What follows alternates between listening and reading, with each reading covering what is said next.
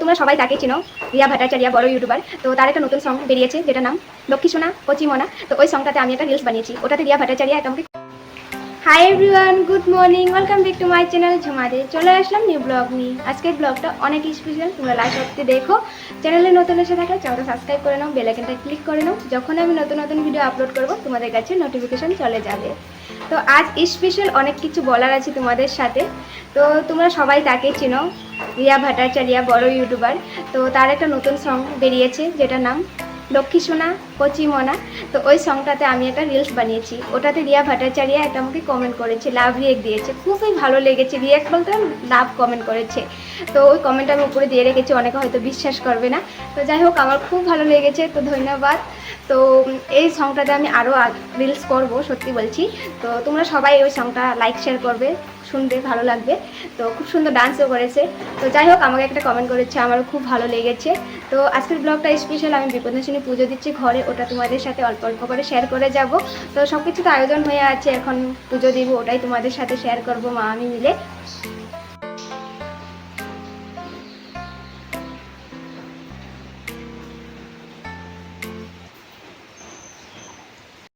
তোমরা তো শব্দ পাচ্ছই বৃষ্টির, অনেক বৃষ্টি পড়ছে। এত বৃষ্টিও পড়া ভালো লাগে না, বৃষ্টি পছন্দ করি, কিন্তু এত বৃষ্টি পড়লে চারিদিকে জল কাদা, তারপর কেঁচু জুক, এসব আর ভাবলেই কেমন করে। এখন তো বৃষ্টির মাসেই বৈশাখ জ্যৈষ্ঠ আষাঢ় শ্রাবণ, যেমন গরম দেবে তেমন বৃষ্টিও পড়বে। তো যাই হোক, দেখতেই পাচ্ছ আমি আসনে ঠাকুর সেবা দিয়েছি, আর এখন আমি মা বিপত্তারিণীকে আসনে বসে ভোগ সাজিয়ে পুজো করব।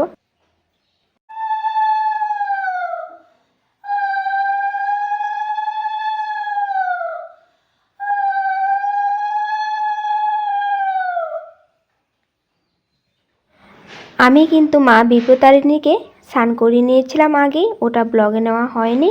তো এখন আমি সিঁদুরে ফোঁটা দিয়ে দিলাম, আর ঘরটা যেখানে বসাবো ওই জায়গাটা 5টা ফুটো দিয়ে আলপনা করে নিচ্ছি। আর আমি সব কিছুই রেডি করে নিয়েছি, তারপরে ব্লগটা শুরু করেছি। এখন যেতটুকু বাকি আছে অতটুকু রেডি করে পুজো করছি। তো তোমরা দেখতেই পাচ্ছ কলা পাতাতে আমি তিল চাল শঙ্খ ধান দুব্বা তুলসী পাতা বেল পাতা ফুল সব রেখেছি, আর এদিকে সাজিয়ে তো রেখেছি। আর একটা বাটাতে আমি তেল আর সিঁদুর, তারপর পান সুপারি এক্সট্রা রেখেছি, আবার গোটা পান সুপারি আমি কলা পাতাতে আস্তা গোটা পান সুপারিও দিয়েছি। তো ওটাই ওদেরকে দিতে হয়। এখন আমি ঘরটা সুন্দর করে সাজিয়ে তারপর আমি ঘরটা বসাবো।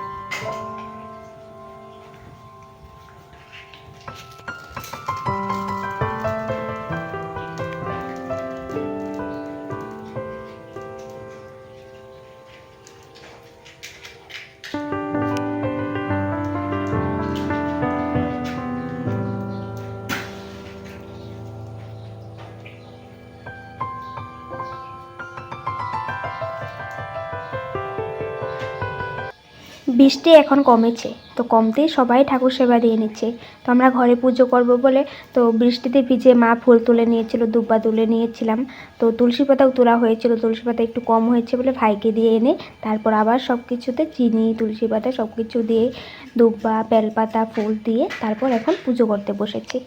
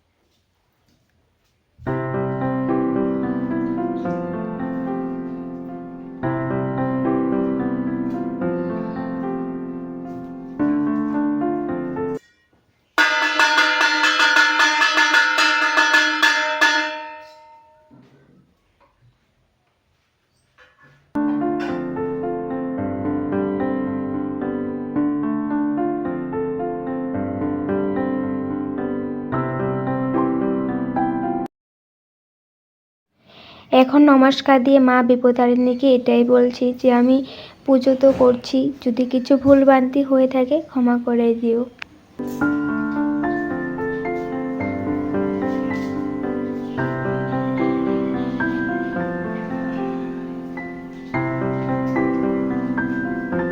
এখন পাঁচালি পরব, আর পাঁচালি পরার সময় আমি হাতে ধান, দুব্বা, বেলপাতা, তুলসী পাতা, ফুল, তিল, চাল এসব হাতে নিয়ে তারপরে পাঁচালি পরি। আমি না পাঁচালি পড়েছি, ওটাও ব্লগ করেছি জানো। এডিট করার সময় আমি যে কখন স্কিপ না কেটে দিয়েছি আমি জানি না। এখন যখন আমি এডিট করছি দেখি যে সমাপ্তটা আমি যখন করছি তখন না একটা রেখে দিয়েছি। এত মিস্টেক বড় করেছি মানে বলার মতো না। তো যাই হোক, আমি আগেও অনেকবার পুজো করেছি, তখন পাঁচালি পরে একটু রেখেছিলাম, এবার আর ওটাও রাখতে পারলাম না। কেন এমন হলো তো ক্ষমা করে দিও। তোমাদের সামনে আমি পাঁচালি পড়াটা আর শোনাতে পারিনি।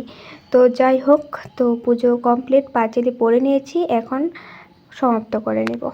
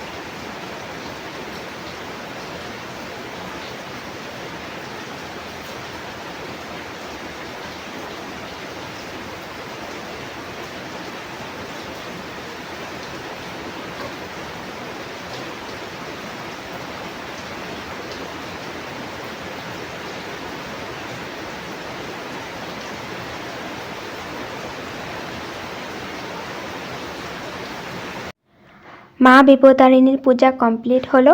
তো আমার মা স্নান করে এসে ঠাকুরের দিকে বেলপাতা এসব জোগাড় করে দিয়ে চলে গেছিলো রান্নাঘরে, রান্না বাড়াটা করে নিয়েছে। তো এখন এসে পূজা কমপ্লিট করে নিল। তো এখন আবার যেই হারে বৃষ্টি পড়ছে, শব্দ তো শুনতে পারছই। চলো দেখাবো তোমাদেরকে।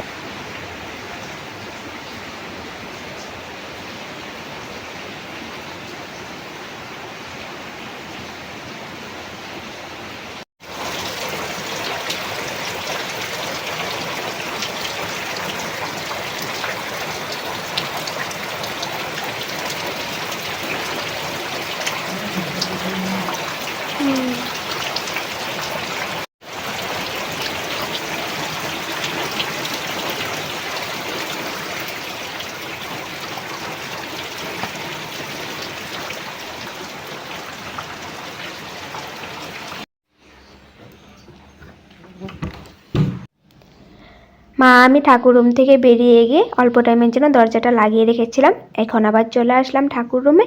এখন ভোগটা নাড়া দিয়ে সবাইকে প্রসাদ দিয়ে দিব। আমিও প্রসাদটা খেয়ে উপাসটা ভেঙে নিব।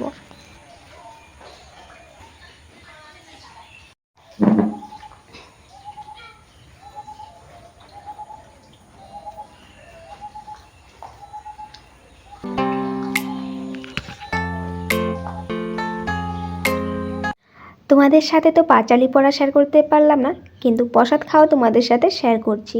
তো যাই হোক, পাঁচালি পড়া যদি শেয়ার করতাম আমার ব্লগটা অনেক লং হয়ে যেত আর তোমাদেরও বোরিং লাগতো। তবু অল্প শেয়ার করতে পারতাম যদি থাকতো, কি করবো আর, ডিলিটই হয়ে গেছে। তো যাই হোক, প্রসাদ খেতে খেতে দেখি একটু রৌদ্রটা উঠেছে, বৃষ্টি কমে, কিন্তু রোদের তাপটা তেমন ছিল না। তো আমি বারবার ভগবানের কাছে ডাকছি যে রৌদ্রটা উঠান, রাস্তাঘাটগুলো শুকালে মানুষ প্রসাদ নিতে আসতে পারবে। তারপর মা বলছে এখন ভাত খেয়ে নে। তো আমি ঠাকুরের জায়গাতে সব ঠিকঠাক করে রেখে পাতা দিয়ে সব ফলগুলো ঢেকে রেখে ভোগগুলো, তারপর ভাইকে একটা পাতা দিয়ে দিচ্ছি প্রসাদে। তারপর আমি খেতে চলে এসেছি। মা কি রান্না করেছে আজ দেখো, নিরামিষই রান্না করেছে, মুগ ডাল করেছে ধনা পাতা দিয়ে। ডালটা দেখেই মনে হচ্ছে খুব টেস্টি হয়েছে। তারপর ঝিঙা আলু দিয়ে বটি করেছে আর বেগুন ভাজা, পটল ভাজা। খাওয়াটা খুব দারুণ হয়েছিল সত্যি, লেবু সাথে নিয়ে। নিরামিষ রান্নাবাড়া সিম্পল খাবার দাবারও ভালো লাগে দেখবে। তারপর দেখি রৌদ্রটা ভালো উঠেছে, রোদের তাপ আছে। তারপর এখানে বসে একটা রিলস বানিয়ে নিয়েছিলাম, যেগুলো অলরেডি আমি পোস্ট করে দিয়েছি, দেখেছি। তারপর বিকেল হয়, মানুষ একজন একজন আসতে চলে। তারপর পাড়ার একজন বৌদি এসেছে তার পুচকুকে নিয়ে। তো পুচকু কিছুই নিচ্ছিল না, ও আঙুর ফল খেতে খুব পছন্দ করে, তাই 2 হাতে 2টা নিয়েছে। তো আমি ওর থেকে চাইছি, কিন্তু ও দেবে না। ওই আঙুর ফল না অনেকেই পছন্দ করে, বৌদি বলছিল। দুধের শিশুরা দেখবে টক জিনিস খুব খেতে পছন্দ করে ওরা, তাই ওই টক জিনিসটাই পছন্দ করে নিয়েছে হাতে। তারপর সবাইকেই প্রসাদ দিয়ে দিয়েছিলাম।